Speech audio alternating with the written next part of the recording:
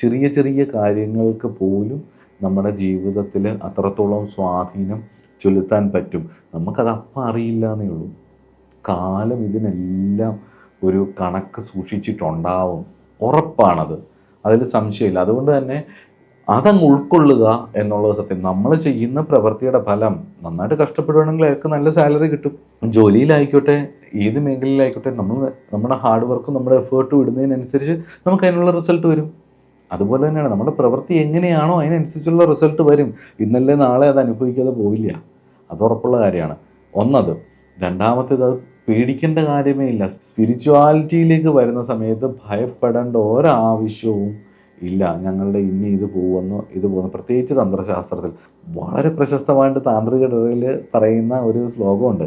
എത്രാസ്തി ഭോഗോ നചത്ര മോക്ഷ, എത്രാസ്തി മോക്ഷ നചത്ര ഭോഗ, ശ്രീസുന്ദരീ സേവന തൽപരാണാം ഭോഗശ്ച മോക്ഷശ്ച കരസ്ഥയേവ. ചില സമ്പ്രദായങ്ങളിൽ ഭോഗത്തെ ആശ്രയിച്ച് പോയാൽ ഭൗതികപരമായിട്ടുള്ള സുഖങ്ങൾ കിട്ടും, പക്ഷെ മോക്ഷം കിട്ടില്ല. മോക്ഷത്തെ ആശ്രയിച്ച് പോകുമ്പോൾ ഭൗതികപരമായിട്ടുള്ള പല സുഖങ്ങളും നഷ്ടപ്പെട്ടു പോകും. അപ്പോൾ അതുകൊണ്ട് ഭോഗവും കിട്ടില്ല. ശ്രീസുന്ദരി സേവന തൽപരാണാം, ഭഗവതിയെ, ശ്രീ എന്ന് പറഞ്ഞ ഐശ്വര്യം എന്നൊരർത്ഥമുണ്ട്, ശ്രീവിദ്യ എന്നൊരർത്ഥമുണ്ട്, ശ്രീസുന്ദരി എന്ന് പറയുമ്പം ലളിതാ പരമേശ്വരി എന്നൊരർത്ഥമുണ്ട്. അങ്ങനെ ഒരുപാട് അർത്ഥങ്ങളുണ്ട് അതിനകത്തും. അപ്പം ചുരുക്കി പറഞ്ഞ ഭഗവതിയെ അല്ലെങ്കിൽ സാധന ചെയ്ത് ഉപാസന ചെയ്ത് പോയാൽ ഭോഗശ്ച മോക്ഷശ്ച കരസ്ഥയേവച, ഭോഗവും മോക്ഷവും ഒരുപോലെ ലഭിക്കും. അല്ലേ? നമ്മുടെ ആഗ്രഹത്തിനനുസരിച്ച് ഭഗവതി നമുക്ക് വേണ്ടത് തരും. നമ്മുടെ ആഗ്രഹം നല്ലതാണെങ്കിലും മോശമാണെങ്കിലും നമ്മുടെ എഫേർട്ടിനനുസരിച്ച് നമ്മളെ അനുഗ്രഹിക്കും. പക്ഷേ അതിൻ്റെ ഭരണിത ഫലം ആരനുഭവിക്കണം? നമ്മൾ അനുഭവിക്കണം. നമുക്ക് ജീവിതത്തിൽ നിന്ന് ഒളിച്ചോടാൻ പറ്റില്ല. നമുക്ക് ഒളിച്ചോടാനുള്ള സങ്കേതവുമല്ല ഈശ്വര സേവ. നന്നായി തപസ് ചെയ്ത് വരങ്ങളൊക്കെ മേടിച്ചു എന്ന് കരുതി, സിദ്ധനായി എന്ന് കരുതി, സ്വർഗരാജ്യം മൊത്തവും ഇന്ദ്രനിൽ നിന്നും ഞാൻ പിടിച്ചടക്കി എന്ന് കരുതി, ഞാൻ സ്വയം എൻ്റേത് എനിക്കുള്ളതെന്ന് പറഞ്ഞ് അഹങ്കരിക്കുകയും ഒരുപാട് പേരുടെ കണ്ണീര് കൊണ്ട് ഈ പ്രപഞ്ചത്തിൽ ചലനമുണ്ടാക്കുകയും ഒക്കെ ചെയ്താൽ ഒരു സമയം നമുക്കും കാത്തു വെച്ചിട്ടുണ്ടാവും. കാലത്തിൻ്റെ കണക്ക് പുസ്തകത്തിൽ ഒരു ടൈം നമുക്കും ഉണ്ടാവും. ബ്രില്യൻ്റ് ആയിരിക്കും, അസുരന്മാർ ഭയങ്കര ബ്രില്യൻ്റ് ആയിരിക്കും. അതുകൊണ്ട് തന്നെ ലൂപ്പ് ഹോൾസിനെ കുറിച്ച്, ചെയ്യുന്ന പ്രവൃത്തിയിൽ എന്തൊക്കെ പണി വരാം എന്നുള്ളത് നമ്മളും അങ്ങനെ തന്നെയാണ്. നമുക്ക് എന്തെങ്കിലുമൊക്കെ പണി വരാനുള്ള സാധ്യതകൾ വെച്ചിട്ട് നമ്മൾ ലൂപ്പ് ഹോൾസ് എല്ലാം അടച്ചു വെക്കും. ഒരു സ്ത്രീയാൽ മാത്രമേ എന്നെ വധിക്കപ്പെടാവൂ, അല്ലെങ്കിൽ എന്നെ പുറത്ത് വെച്ച് കൊല്ലരുത്, അകത്ത് വെച്ച് കൊല്ലരുത്, മനുഷ്യനും മൃഗവും എന്നെ കൊല്ലരുത്, ഇങ്ങനെയൊക്കെ തപസ് ചെയ്ത് വരം വാങ്ങിച്ചോളെ. നമ്മുടെ യുക്തിക്കനുസരിച്ച് നമുക്ക് അറിയാവുന്ന എല്ലാ പഴുതുകളും നമ്മൾ അടച്ചു വെക്കും. പഴുതടച്ചാലും ചെയ്യുന്ന പ്രവൃത്തിയുടെ ഫലമായിട്ട് മൾട്ടി ഡയമെൻഷണലായിട്ടുള്ള ഈ പ്രപഞ്ചത്തിൻ്റെ ഭഗവതിയുടെ ഒരിത് അന്നുവരെ കണ്ടിട്ടില്ലാത്ത പുതിയൊരു അവതാരത്തിലൂടെ അസുരൻ്റെ സർവ്വാസുരികതയും എന്നേക്കുമായി നഷ്ടപ്പെടുത്തുകയും ചെയ്യും, നശിപ്പിക്കുകയും ചെയ്യും. അതുവരെ നമുക്ക് പരിചയമില്ലാത്തൊരു വഴിയിലൂടെ ആയിരിക്കും അത് വന്നടിക്കുന്നത്. നമ്മുടെ ജീവിതത്തിലെ പല പ്രശ്നങ്ങളും അതാണ്. നമ്മൾ ഓർക്കാപ്പുറത്താണ് അടിക്കുന്നത്, അടിമേടിക്കുന്നത്. ആ അടിയിലൂടെയാണ് നമ്മൾ തെളിയുന്നത്. ചില ജീവിതത്തിലെ ചില തിരിച്ചടികൾ ഒരാളുടെ ജീവിതത്തെ വല്ലാണ്ട് മാറ്റുന്നത് കണ്ടിട്ടുണ്ട്. പലരുടെയും ജീവിതത്തിൽ തിരിച്ചടികൾ നമ്മളൊന്ന് ഒബ്സർവ് ചെയ്ത് നോക്കി. നമ്മുടെയൊക്കെ ജീവിതത്തിലാണെങ്കിൽ നമ്മുടെ ചുറ്റുപാടുള്ളവരുടെ പലരുടെയും ജീവിതത്തിൽ അവരൊരു വലിയ കോൺട്രിബ്യൂട്ടറായി മാറാൻ, അവരൊരു വലിയ നിലയിലേക്ക് മാറാൻ, അവർക്കൊരു തിരിച്ചറിവ് വരാൻ, പലപ്പോഴും ഒരു മെച്യൂരിറ്റി എന്ന് പറയുന്ന ഒരു തലത്തിലേക്ക് എത്താൻ പല തിരിച്ചടികളുമായിരിക്കും അവർക്ക് കാരണമായിട്ടുള്ളത്.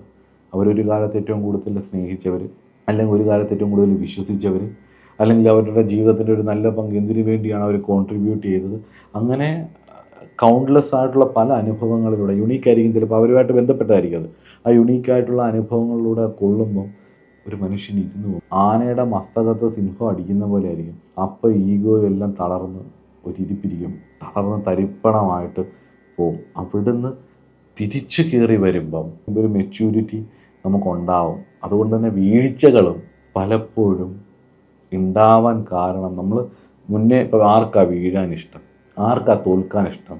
അപ്പം അസുരന്മാരെന്ന് സംബന്ധിച്ചിടത്തോളം അവർക്ക് തോൽക്കാൻ ഇഷ്ടമല്ലാത്തതുകൊണ്ട് ഈ പ്രവൃത്തി ഇങ്ങനെ ചെയ്തുകൊണ്ടിരിക്കുമ്പോഴും തോൽക്കാതിരിക്കാനുള്ള സൈന്യസന്നാഹങ്ങളും സർവ്വ വിഷയങ്ങളും അവർ ചേർത്ത് വെക്കും. പക്ഷേ കാലം അങ്ങനെയാണ്. ഒരു നീതിയുണ്ട്, എന്തിനും ഒരു മാറ്റമുണ്ട്, എന്തിനും ഒരു സ്ഥിരതയില്ലായ്മയുണ്ട്. സ്ഥിരതയുള്ള ഒരൊറ്റ കാര്യമേ ഉള്ളൂ, അത് പരമമായ സത്യമാണ്, പരാവസ്ഥയാണ്, പരാദേവിയാണ്, പരശിവനാണ്, മഹാവിഷ്ണുവാണ്, പരമാത്മാവാണ്. അപ്പോൾ അതിന് എന്ത് പേരിട്ട് വിളിച്ചാലും ആ അവസ്ഥയിലേക്ക് എത്തുന്നിടം വരെയുള്ള എല്ലാം മാറ്റം ഉള്ളതാണ്. മാറ്റമുള്ളതിനെ ആഗ്രഹിച്ചു എന്നുള്ളത് കൊണ്ട് ഒരു തെറ്റുമില്ല.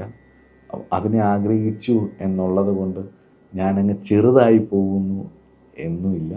അത് ആഗ്രഹിച്ചു എന്നുള്ളത് കൊണ്ട് തന്നെ സ്പിരിച്വാലിറ്റിയിലേക്ക് വരാൻ എനിക്ക് ശാരീരിക താല്പര്യങ്ങളുണ്ടല്ലേ, എനിക്ക് ഭൗതികപരമായിട്ടുള്ള പല ആഗ്രഹങ്ങളുണ്ട്. എനിക്ക് ഒരുങ്ങാൻ ആഗ്രഹം ഇഷ്ടമാണ്, എനിക്ക് ഡാൻസ് കളിക്കാൻ ആഗ്രഹിക്കാൻ ഇഷ്ടമാണ്, എനിക്ക് കലാപരമായ ഇഷ്ടങ്ങളുണ്ട്, എനിക്ക് കുടുംബപരമായിട്ട് ജീവിക്കാൻ ഇഷ്ടമാണ്, എനിക്ക് കുഞ്ഞുങ്ങളെ പഠിപ്പിക്കാൻ ഇഷ്ടമാണ്, എനിക്ക് കുട്ടികളുണ്ടാവുന്ന ഇഷ്ടമാണ്.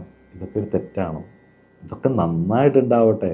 സാധകരായിട്ടുള്ള ഒരാൾ നല്ലൊരു കലാകാരനാവുകയാണെങ്കിൽ മുത്തുസ്വാമി ദീക്ഷിതരെ പോലെ നവാവരണ കൃതികൾ ഒക്കെ ഉണ്ടാകാം. താന്ത്രികനായിരുന്നുകൊണ്ടാണ് അദ്ദേഹത്തിന് നവാവരണ കൃതികളൊക്കെ ചെയ്യാൻ പറ്റിയത്. അതുപോലെ മനോഹരമായിട്ടുള്ള കാര്യങ്ങൾ ചെയ്യാം. നല്ലൊരു കൺസ്ട്രക്ഷൻ ഫീൽഡിൽ വർക്ക് ചെയ്യുന്ന ഒരാൾ ഉപാസകനാണെങ്കിൽ അതിമനോഹരമായിട്ടുള്ള കൺസ്ട്രക്ഷൻസ്, നമ്മളെ അത്ഭുതപ്പെടുത്തുന്ന പല, ഇപ്പോൾ തഞ്ചാവൂർ ക്ഷേത്രം പോലുള്ള മഹാക്ഷേത്രങ്ങളുടെ അതൊക്കെ കോൺട്രിബ്യൂട്ട് ചെയ്തിട്ടുള്ള ആൾക്കാരൊന്ന് ആലോചിച്ച് നോക്കി, അവരുടെ മേധാശക്തി എത്രത്തോളം വികസിതമായിരിക്കും എന്നുള്ളത്. അതുപോലെ ഓരോ മേഖലകളിലും നല്ലൊരു വൈദ്യനാണെങ്കിൽ, നല്ലൊരു ഡോക്ടറാണെങ്കിൽ, അയാളൊരു ഉപാസകനാണെങ്കിൽ അയാളുടെ കൈപുണ്യത്തിൻ്റെ പവറൊന്ന് ആലോചിച്ച് നോക്കി. നല്ലൊരു അച്ഛനാണെങ്കിൽ, ഇന്നത്തെ കാലത്ത് ഏറ്റവും ഡിഫിക്കൽട്ടായിട്ടുള്ള ഒരു കാര്യമാണ് ഫാമിലി, കല്യാണം കഴിക്കാൻ, ജോലി മേടിക്കാൻ. പക്ഷേ കുഞ്ഞുങ്ങളെ നോക്കുക എന്ന് പറയുന്നത് ഇന്നത്തെ സിനാരിയോയിൽ ഭയങ്കര പാടായിട്ടുള്ളൊരു കാര്യമാണ് പേരൻറ്റിങ്.